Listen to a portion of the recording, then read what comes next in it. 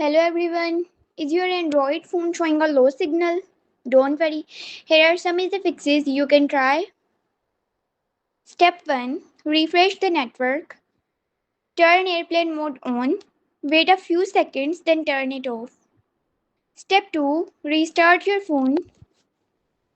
Restart your phone. This can help your phone connect to the network again.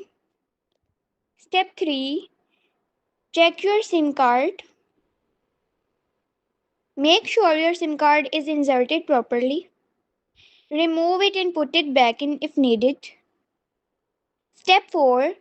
Check network settings. Go to settings, network and internet, SIMs, and make sure your SIM is turned on. Step 5. Select network automatically. Go to settings, network and internet, SIMs, network and turn on automatically select network. Step 6. Reset network settings. Go to settings, system, reset options, reset Wi-Fi, mobile and Bluetooth. Final tip. If the signal is still low, try moving to an open area or connect to your mobile network provider. And that's it. These steps should help fix low signal on your Android phone. Like, subscribe, and share for more easy Android tips.